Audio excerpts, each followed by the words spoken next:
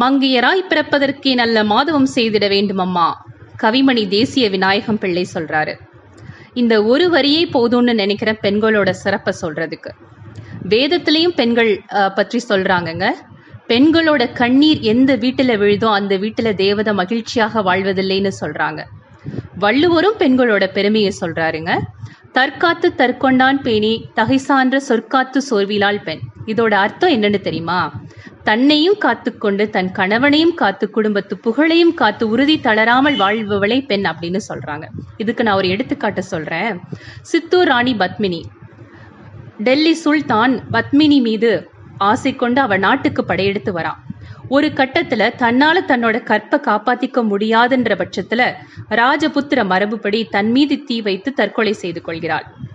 அதாவது ஒரு பெண் தன்னோட கற்பை காப்பாத்துறதுக்கு எந்த எல்லைக்கும் செல்வாள் அப்படின்னு சொல்லி இது ஒரு மிகச்சிறந்த எடுத்துக்காட்டுன்னு நான் நினைக்கிறேன். இதை பின்பற்றி தான் பத்மாவதினு ஒரு படத்தையும் எடுத்தாங்க. பாரதியார் என்ன சொல்றாருன்னு தெரியுமா? மாதர் தம்மை இழிவு செய்யும் மடமையை கொளுத்துவோன்னு சொல்றாரு. பெண்களோட சிறப்பை சொல்றதுக்கு அவங்களுக்கு 16 பேர் இருக்குங்க. அறிவை, மடந்தை, தெரிவை, மங்கை, பேரிளம் பெண்ணுன்னு. ஆண்களோட சிறப்பை சொல்றதுக்கு எத்தனை பேருங்க இருக்கு? நம்ம நாட்டுக்கும் பெண்களோட பேரு தான், நம்ம மொழிக்கும் பெண்களோட பேரு தான் சொல்றாங்க. நம்ம நாட்டுல ஓடுற ஆறுக்கும் பெண்களோட பேரு தான் வச்சிருக்காங்க. தாய்நாடு தாய்மொழின்னு தான் சொல்றோம். ஆண்களோட சிறப்பை சொல்றதுக்கு எத்தனை பேர் இருக்குன்னு சொல்லுங்க ஆண் நண்பர்களே.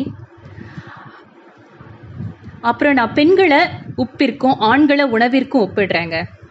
ஆண்கள் விதவிதமான உணவிற்கும் சுவையான உணவிற்கும் எடுத்துக்காட்டு. பெண்கள் உப்பிற்கு எடுத்துக்காட்டு. உப்பு இல்லைன்னா அந்த பண்டத்தை எங்க போடணும்னு நான் சொல்லி உங்களுக்கு தெரியணும்னு இல்லைங்க. பெண்ணின் பெருந்தக்க யாவுல அப்படின்னு வள்ளுவர் சொல்றாரு.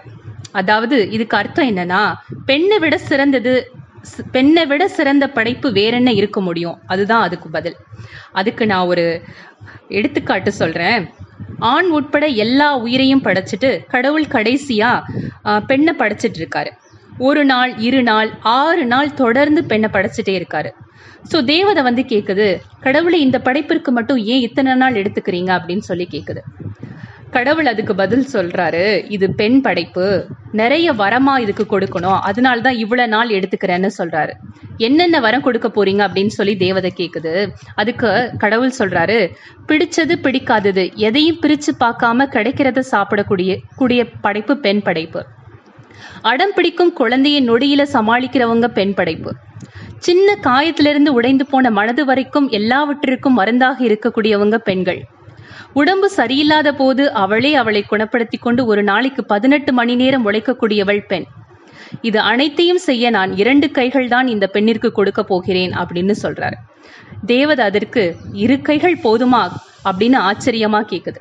அப்புறம் அந்த படைப்பை தொட்டு பார்த்துட்டு, இந்த படைப்பு ரொம்ப மென்மையா இருக்கு கடவுளே அப்படின்னு சொல்லி கேக்குது. அதுக்கு கடவுள் சொல்றாரு, இவ உடல் அளவில தான் மென்மையானவ, ஆனா மனசளவுல ரொம்ப பலமானவள், எல்லா பிரச்சனையும் சமாளிக்க கூடியவள், எல்லா பாரத்தையும் தாங்கக்கூடியவள் அப்படின்னு சொல்றாரு. அப்புறம் இந்த படைப்புல எந்த குறையுமே இல்லையா அப்படின்னு சொல்லி தேவதை கேக்குது. அதுக்கு கடவுள் சொல்றாரு, இருக்கு, இந்த பெண்ணோட மதிப்பு இந்த பெண்ணிற்கே தெரியாதுன்னு சொல்றாரு. சோ இதைத்தான் வள்ளுவர் பெண்ணின் பெருந்தக்க யாவுல, பெண்ணை விட சிறந்த படைப்பு எதுவும் இருக்க முடியாதுன்னு சொல்றாரு. கடைசியா ஒரு பாயிண்ட சொல்லி நிறைவு செய்கிறேன். புகழை காக்க விரும்பும் மனைவி இல்லாதவர்க்கு இகழ்ந்து பேசும் பகைவர் முன் காளை போல் நடக்கும் பெருமித நடை இல்லை. இதுக்கு அர்த்தம் என்னன்னா, பெண்கள் சிறப்பா இருந்தாதான் ஆண்களால வீறு நடை பெருமை நடை போட முடியும். இதை நான் சொல்லலைங்க, வள்ளுவர் தான் சொல்றாரு. புகழ் புரிந்து இழிலோருக்கு இல்லை, இகழ்வார் முன் ஏறுபோல் பீடு நடைன்னு சொல்றாரு. சோ பெண்களை போற்றுவோம்.